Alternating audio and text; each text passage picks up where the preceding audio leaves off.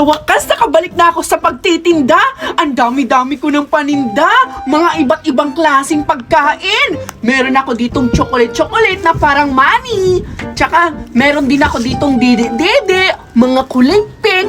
Wow! Ang ganda-ganda naman mga dudot-dudot milk ko. Meron din ako ditong jelly! Sobrang lamig pa nito, oh. Iba't ibang kulay din. At hindi lang yan. Meron din ako ditong Yakult. Sobrang lamig ng mga paninda ko.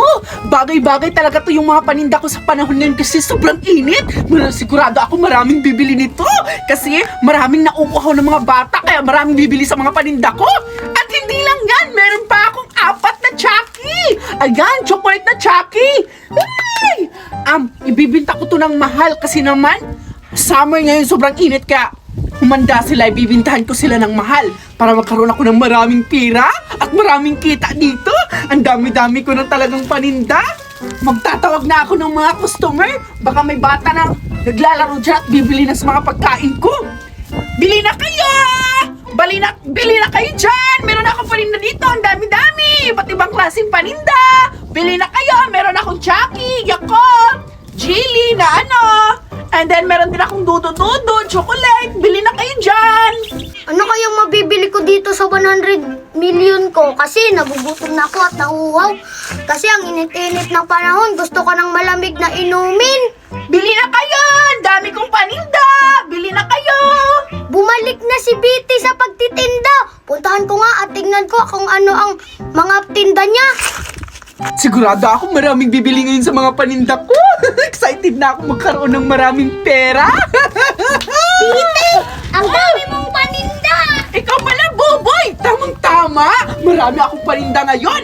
Tingnan mo, hindi mo to alam, no? Ayan, ipapakilala ko sa iyo ang mga paninda ko. Meron akong Chucky. Oo. Meron din akong Yakult. At syempre, hindi lang yan. Meron din akong jelly! Sobrang lamig pa yan. Kaya tamang-tama yan sa mga mainit ngayon ng panahon para hindi ka ma-hydrate. Oo nga, Bitty. Tsaka meron din ako ditong dudo-dudo. Alam mo to, di ba? Oo. Sobrang sarap nito. Syempre, meron din akong chocolate. Sobrang dami. Syempre, hindi to mura, no? Mahal to. Ilan ba yan? Ito, binibinta ko siya dalawa to. 50. Ang mahal naman, Bitty. Bakit? Natural. Bakit talaga yung mga paninda ko kasi masasarap to, no? Bakit ano sa tingin mo, ipamimigay ko lang to? Bakit? Bakit ka pala nandito? Babili ka ba sa mga paninda ko? Oo, Bitty. Sige, anong bibilhin mo? Magkakaroon na ako ng maraming pera ngayon. I-scamin ko to na malaki yung mga ko, binta ko. Sige na, pumili ka na. Anong bilhin mo dyan? Ito, Chucky. Isa. Sige. Chucky, ibibinta ko to sa'yo ng 1 million. Ang mahal naman, Bitty. Bakit? Ang dami-dami mo namang pera. Alam ko namang mayaman kayo eh. Hayaan mo na, 15 million to eh. Wow, 15 million? 15 million? Ang laki naman ng pera ni Boboy. Tamang-tama, ibibigay ko to sa kanya. Ibibinta ko tong mahal. Dapat 100 million ibibinta ko. Sige, ito na. Ibibinta ko sa iyo itong Chucky 1 million. Ano, kaya mo ba itong bilhin? Oo, ito, 1 million. Okay. Tingnan yung... Hindi ko kailangan ng kailangan ko cash. Bakit parang kulang to? Ang liit mo ng pera mo? Na, ito po. Dagdagan mo. Ayan. Oh, Dagdagan mo pa. Kulang pa ta. oh, 4 na yan. 2 million na yan. Ang dami-dami kong pera. Ito din. Hoy! Ibang presyo yan! Anong tingin mo sa akin? Kamamigay yung mga paninda ko? Ang mahal na yan! Ilan? 20 million! Okay. Cash! Give me cash! 5 ha? Okay, 20! Hoy! Bubo ka ba? Ay, Lumipad na yung pera mo! Lilit kasi ng pera mo kaya lumilipad yung pera mo. Ayan! Lumilipad na naman yung pera mo! Ano ka ba? Dalawa. Ayan! Sige! Kulang pa! 20 million! 4. 5. Maraming pera. 6. Bilisan mo! Ano ba yan? Bobo mo naman ang pakabakan mo! Wala. Ano ba? 20 million ha? Oh, Okay. gusto na yan. Umalis ka na nga dito. Bumalik ka lang dito at kapag bumili ka ulit para magkaroon ako ng maraming pera. Ano yan? Ayan! Saan yan? Umalis ka na nga dito! Okay. Okay. Magkakaroon pa ako sa'yo ng Amisha! Ha? Saan marami pang batang bibili dito sa mga paninda ko kasi ang dami-dami ko ng paninda. Ang dami-dami ko ng pera. Nauto ko si Boboy.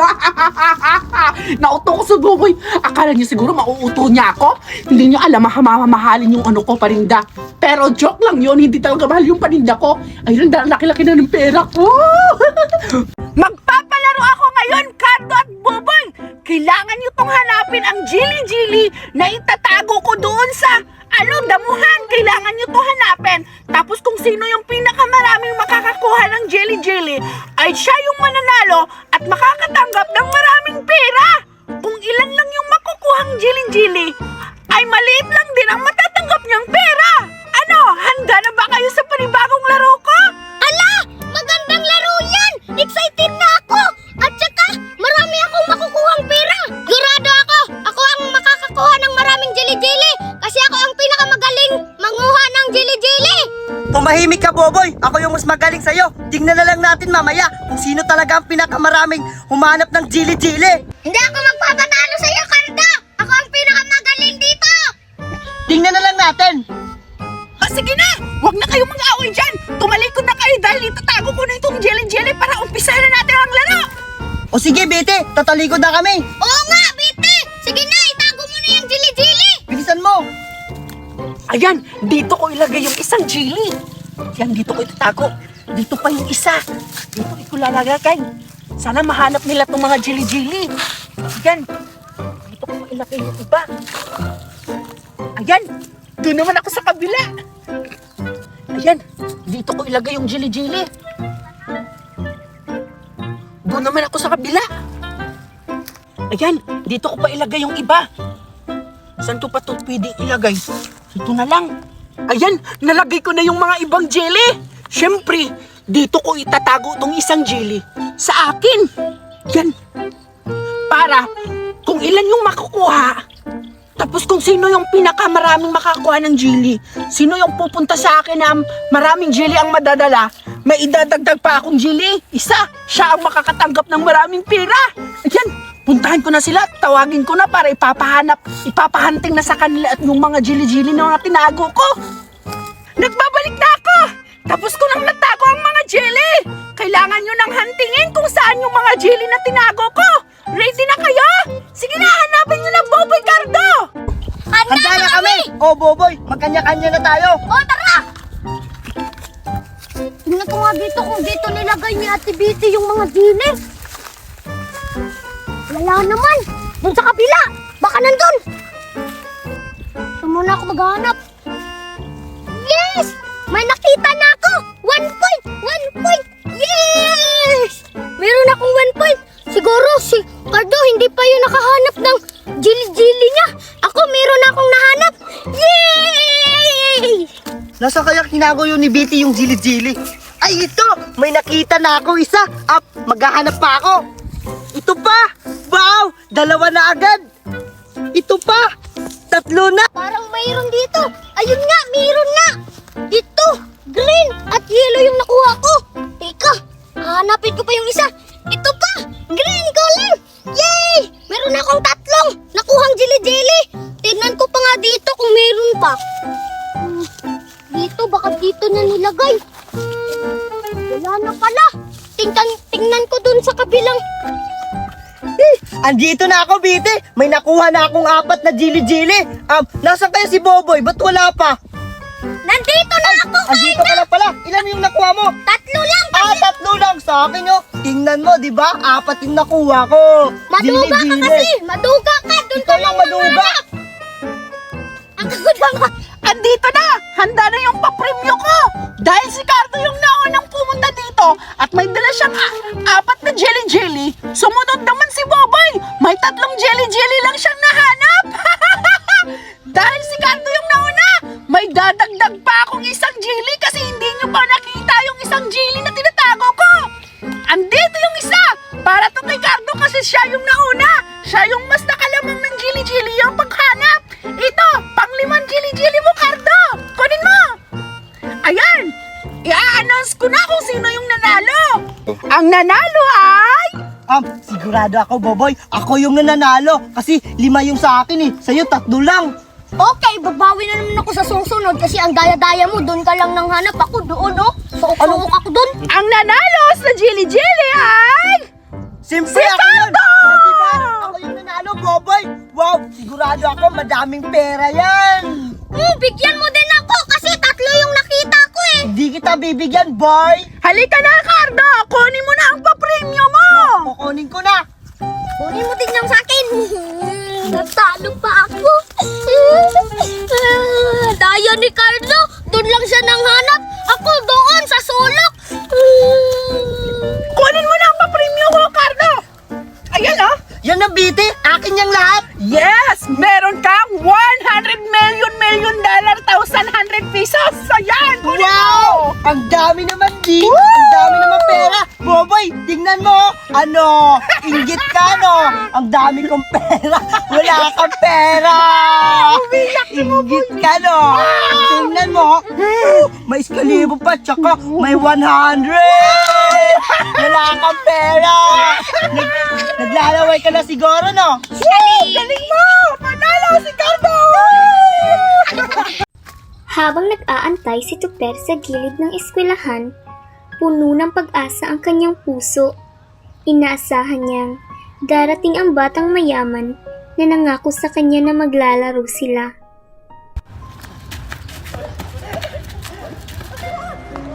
Ang ganda nga siguro mag-aral sa ganitong eskwelahan, pero parang panaginip lang. Paano ba naman ako makakapasok dito kung tanging pagkain namin ay galing sa basurahan? Isang pangarap na malabo, pero sana balang araw magkaroon ng pag-asa kahit sa tulad ko. Tuper! Biglang may narinig siyang tinig mula sa likod. Lumingon si Tuper. Si Betty iyon. May dalang supot at ngiting walang halong panghuhusga. Sorry ha kung natagalan ako. Ito, may pagkain akong dala. Napatingin na lang si Tuper at nabigla. Hindi dahil sa tinapay, kundi sa kabaitang hindi niya inaasahan. Alam mo ba, ito yung baon ko kanina sa recess. Hindi ko kinain kasi alam kong hindi ka pa kumakain. Ibibigay ko na lang to sa'yo. Napangiti si Tuper. Agad niyang tinanggap ang tinapay at halos hindi nakapagsalita. Ang sarap-sarap sa pakiramdam na may isang tao palang ganito sa mundo. Kagaya ni Betty na handang tumulong at hindi nanguhusga sa kung ano ka man o anong itsura mo. O sige, kumain ka muna para may lakas ka. Pagkatapos mo kumain, maglaro tayo! O sige, Betty. O bakit malungkot ka, Tuper? Ayaw mo ba yung binigay kong pagkain? Hindi. Iniisip ko lang, Betty, na sobrang bait mo. Alam mo bang ikaw lang nagbigay sa akin ng ganito? Ano ka ba, Tuper? Magkaibigan na tayo! Lahat ng tao dito sa mundo, pantay-pantay! O sige na, Tuper! Kainin mo na yung pagkain mo para maglaro na tayo! Ha! Ha! Hindi ako nahuli! Hulihin mo ako! Naglaro sila sa tabi ng eskwelahan. Habulan, taguan, tawanan. Si Tuper, sa unang pagkakataon, ay masayang masaya. Sa kabila ng pagkakaiba nila sa buhay, isang masayang sandali ang nabuo. Isang larong puno ng tawa at pag-asang may taong handang tumanggap. Ngunit hindi nagtagal, may dumating na motor. Bumaba ang ina ni Betty. Galit na galit ang mukha nito nang makita ang anak na kalaro si Tuper. Ano ginagawa mo? Ilang beses ko bang sinabi sa'yo na huwag kang lumapit sa maruruming bata? Tignan mo nga yan. Mukha bang anak ng matinong pamilya? Lumapit ang nanay. Tiningnan si Tuper mula ulo hanggang paa na may pagkasuklam sa mga mata. Bakit mo hinayaan ang sarili mong maging ganyan? Ang baho mo! Ang dumi-dumi mo! Wala kang karapatan na makihalubilo sa anak ko! Napayuko si Tuper. Pilit niyang pinigilang hindi mapaiyak. Alam ko naman, wala na akong lugar sa mundo nila. Pero, kailangan pa ba akong tapakan ng ganito? Lumapit ang nanay at sa tindi ng galit, itinulak si Tuper papalayo. Ayaw ka sa anak ko! Tuper, okay ka lang? Halika dito, anak! Huwag ka nang mapapakita, ha? Narinig mo? Hindi lahat ng tao kayang patawarin ng mundo! Natumba si Tuper sa simentadong kalsada. Nasugatan ang siko at tuhod niya. Pero hindi siya umiyak. Mas masakit ang sinabi kesa sa sugat. Tama na! Wala siyang ginagawang masama! Kaibigan ko siya! Kaibigan? Sa isang pulube? Gising, Betty! Hindi tayo tulad nila! Hindi tayo mabababa sa ganyan! Halika na! Umuwi na tayo! Hinila ng nanay si Betty.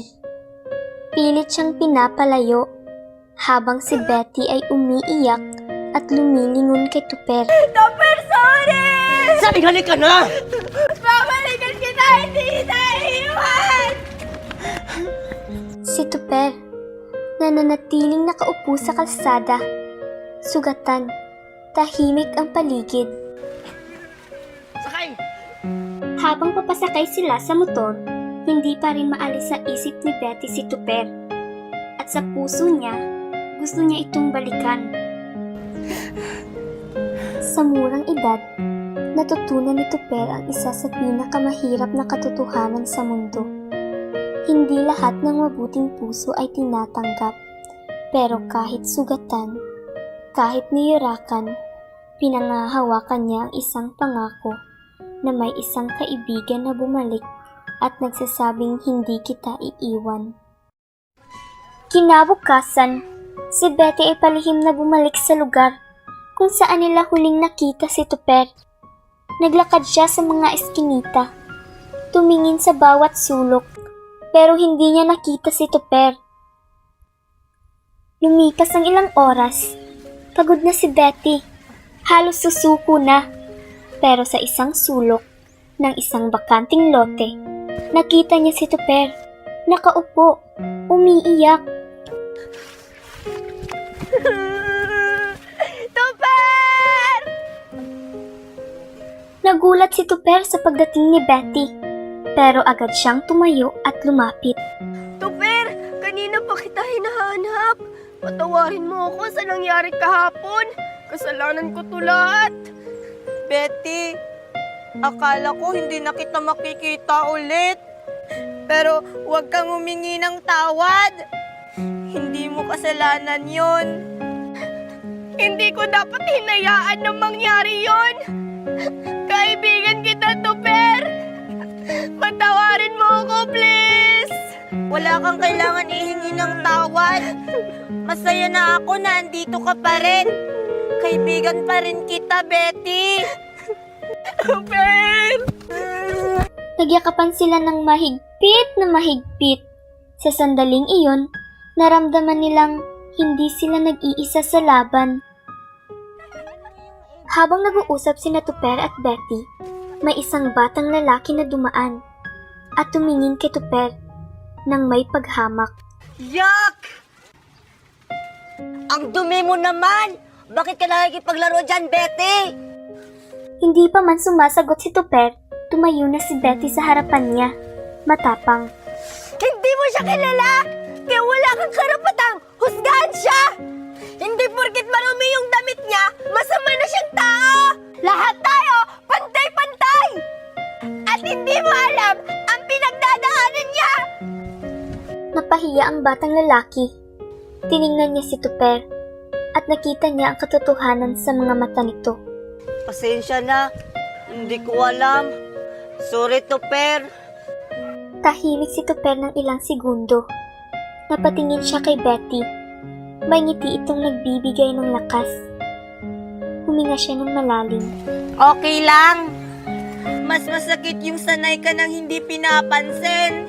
Pero mas masaya pala kapag may taong tumingin sa'yo, hindi dahil sa itsura mo, kundi dahil sa puso mo. Nagulat ang batang lalaki. Tumango siya at bigla na lang sumama sa kanila. Tatlo na silang naglalaro. Masaya, walang halong panghusga.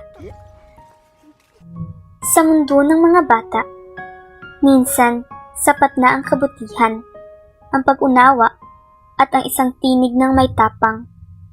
At sa araw na ito, si Tupper ang naging tinig ng lahat ng takot, ng lahat ng mga natutong manahimik. Lumipas ang ilang oras, naglakad pa rin ang ina ni Tupper sa kalsada, pagod at gutom, habang patuloy na naghahanap ng makakain para sa anak. Isang mayamang babae ang dumaan. May kausap siya sa telepono. Abalang-abala. At may bitbit na mamahaling bag. Halatang may mahalagang laman. Hindi niya namamalayan. May lalaking palihim na sumusunod sa kanya. Tila may masama itong balak. Abalang-abala pa rin ang mayamang babae sa pagtawag hanggang naglalakad sa gilid ng kalsada. Biglang sinunggaban ng lalaki ang kanyang bag. Napasigaw ang babae. Yung bag ko! Yung bag ko! Tulong! Tulong! Yung bag ko! Nagulat ang ina ni Tupper sa malapit na lugar. Hindi nagdalawang isip. Hinabol niya ang snatcher. Kahit pa, hirap at pagod na siya sa kabila ng gutom at pagod.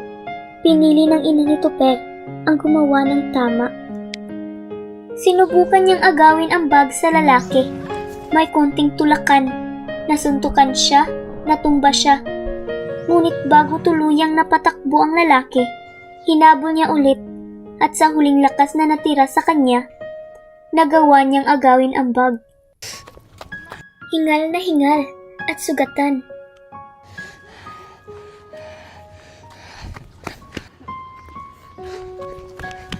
Lumapit siya sa mayamang babae at inabot ang bag. Ito po. Buti po hindi niya nakuha. Pero imbis na pasalamatan, tiningnan siya ng masama ng babae. Modus to no! Kasabot ka! Magaling ka lang umarte! Alam ko na yung estilo nyo! Tatawag ako ng pulis at ipapakulong kita! Nanlaki ang mata ng ina ni Tupper. Halos hindi siya makapaniwala. Kayong mga pulubing magnanakaw na walang ambag sa mundo, dapat lang kayong makulong! Ginawa ko lang po yung tama. Tama? Tama ba yung magnakaw? Magtrabaho kayo! Kaya wala kayong narating sa buhay kasi mga batugan kayo! Humanda ka! Ipapakulong kita! Pulis! Pulis! Tulungan niyo ako! Ninakawan ako ng pulubing ito! Pulis! Nagsimulang magsisigaw ang babae. Tinawagan ang security, habang ang ina ni Tupper ay nanatiling tahimik, nanginginig at luhaan. Sa mundo ngayon, minsan, kahit kabutihan ang dala mo, duda pa rin ang tanaw nila sa'yo. Pero ang ina ni Tupper, hindi niya ginawa yun para sa pasasalamat. Ginawa niya yun dahil iyon ang tama. Habang naglalakad si Tupper sa kalye, hawak ang tiyan niyang kumakalam, may nakita siyang isang basurahan. Agad niya itong pinuntahan. Nagsimulang maghukay si Tupper sa basurahan. Nagbabaka sakaling may tirang pagkain, kahit sirang tinapay, kahit tirang kanin. Basta may ipaglaman lang sa kumakalam na tiyan. Minsan, iniisip ko, bakit ganito ang buhay? Habang ang iba'y nagrereklamo sa ulam nilang paulit-ulit, ako'y masaya na kahit anong mahuhugot ko sa basurahan. At agad niyang kinuha ang tinapay. Tatanggalin ang dumi at kakainin ito ng dahan-dahan na para bang isang mahalagang pagkain para sa kanya. Ang iba, tinatapon ng pagkain. Pero para sa katulad kong wala, bawat butil ng kanin, bawat piraso ng tinapay ay isang biyaya na hindi ko hahayaang masayang. Kita mo naman, sa mukha ni Tuper. Gutom na gutom. Hindi mo aakalain na ilang araw na pala siyang gutom. Tuwang-tuwa si Tuper nang nakakain na siya ng isang pirasong tinapay. Pero para sa kanya, hindi ito basta tinapay. Isa itong pag-asa na bukas baka hindi niya na kailangang halukayin ang basura para mabuhay. Ayan, nabusog din ako sa kinain kong tinapay. Kaya naman, sa sobrang busog ni Tuper, nagpahinga muna siya sa gilid ng bahay ng mayaman. Hoy, bata! Dito ka naman nagtatambay? Hindi tatambayan dito! Lumayas ka dito! Pasensya na po. Sandali lang po. Wala akong pakialam! Layas! Layas! Aray! Wag ka na ulit babalik dito, pulube! Ang baho-baho mo! Walang awa siyang itinaboy ng mayamang lalaki. Para bang aso lang si Tuper sa paningin niya. Minsan iniisip ko, may halaga ba ako sa mundong to? Para bang kahit saan ako magpunta, lahat gusto itapon ako na parang basura. At lalayo na nga ang kawawang si Tuper. Habang nakaupo si Tuper sa gilid ng kalsada, pagod at gutom, tahimik niyang pinagmamasdan ang mga taong naglalakad, mga nakaayos na pamilya, mga batang masaya at mga estudyanteng papasok pa lang sa paaralan. Ang bigat naman ito! Napansin niya ang isang batang may dalang bag. Malinis at maayos ang uniforme. Dahan-dahan lumapit si Tuper, parang nahuhumaling sa kasuotan ng bata, lalo na sa bitbit nitong bag. Ang ganda naman ng bag mo. Nag-aaral ka ba? Oo, papunta pa lang ako sa school. Excited na akong pumasok. Ngumiti si Tuper na may halong lungkot. Masaya ba yon? Oo, ang saya sa school. Ang daming laro, madaming kaibigan, tapos may masarap na pagkain. Ang saya siguro yung may recess, may baon, may upuan sa loob ng silid-aralan, yung may guro ka nagtuturo, at hindi yung gutom ang magtuturo sa'yo kung paanong mabuhay. Dahan-dahan niyang itinaas ang kamay at mahina niyang hinawakan ang braso ng bata. Hindi niya napansin na madumi ang kanyang kamay. Iniwanan ng mabahagyang mansa ang puting uniforme ng bata. Ay, madumi! Diyos ko! Bakit minawakan ang anak ko? Napakadumi mo! Baka mahawa pa siya sa sakit mo! Mabilis na tinakpan ang kamay. Napayuko na lang si Tuper. Pasensya na po. Hindi ko po sinasadya. Tingnan mo ang ginawa mong dumi sa damit niya! Alam mo ba kung magkano yan? Hindi mo kayang bayaran yan kahit maghirap ka pa sa buong buhay mo! Tara na, anak! Muling hinila ng ginang ang kanyang anak at lalayo na sila. Sa susunod ha, huwag mo nang kausapin ang mga ganyan na walang arating sa buhay ng isang palaboy! Tara na, anak! Tahimik lang si Tuper, nakatingin sa papalayong mag-ina. Tumingin siya sa kanyang mga kamay, madumi, puno ng alikabok at sugat. Hindi niya alam kung saang parte ng sarili siya dapat mahiya, sa pagiging marumi niya o sa katotohanang hindi siya kailanman naging katulad nila. Nanginginig ang labi niya, hindi na kayang pigilan ang pagbagsak ng luha. Iiyak na lang siya ng tahimik, tititig sa langit na parabang naghahanap ng sagot, pero wala siyang natanggap kundi isang malamig na hangin. Nay, gising ka na po, Nay. Ay, anak, andyan ka na pala. Nakahanap ka ba ng pagkain? Opo, Nay. Nakahanap po ako ng pagkain sa basurahan. Hinugasan ko po ito. Dali, Nay, kain po tayo. Pasensya ka na, anak. Hindi kita may pagluto ng masarap na pagkain. Inay, okay lang po. Basta magkasama po tayo. Masarap na po lahat ng pagkain. Pasensya na talaga, anak. Hindi ako mayaman. Wala akong magagarang damit o masasarap na pagkain.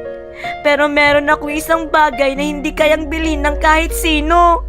Isang inang mahal na mahal ako. At sa mundong puno ng panghuhusga, ito ang bagay na pinapahalagahan ko ng higit sa lahat. Kinaumagahan, tulog pa rin si Tuper sa gilid ng kalsada, habang ang mga sasakyang dumadaan ay walang pakialam. Isa-isang naglakad ang mga estudyante. May kanya-kanyang baon, may masayang kwentuhan, habang si Tuper, ni wala man ng panibagong damit o pantakip ng ginaw sa umaga. Habang natutulog si Tuper sa gilid ng kalsada, may biglang kumalapit sa kanya. Dahan-dahan siyang dumilat at bumungad sa kanya ang isang batang babae, naka-uniforme. Parang nakita dati. Ikaw ba yung batang may magandang bag? Yung tinanungan ko dati kung masaya ba sa school? Oo nga, no? Ikaw pala yung batang lumapit sa akin dati? Yung nahawakan ako? Tapos, nagalit si Mama? Oo, ako nga yun. Pasensya ka na talaga, ha? Hindi ko lang talaga mapigilan. Gusto ko lang naman sanang maramdaman yung mundo na meron ka. Okay lang yan! Di ko na rin sinabi kay Mama. Pero, lagi kitang naiisip simula noon. Bakit lumapit ka ngayon? Kasi, nakita kita ulit, natutulog ka pa rin sa kalsada. Wala ka bang bahay? Baka magkasakit ka niyan. Tapos, wala ka pang sapin, malamig pa naman. Wala talaga akong bahay. Kahit saan-saan lang ako natutulog. Yung tinatawag naming bahay, gawa lang sa sako. Pinagpatong-patong lang namin sa tabi ng basurahan. Yung mama ko lang ang natutulog doon. Tapos ako, dito na lang para hindi na kami magsiksikan. Napayuko na lang ang bata, tahimik, at ilang sandali.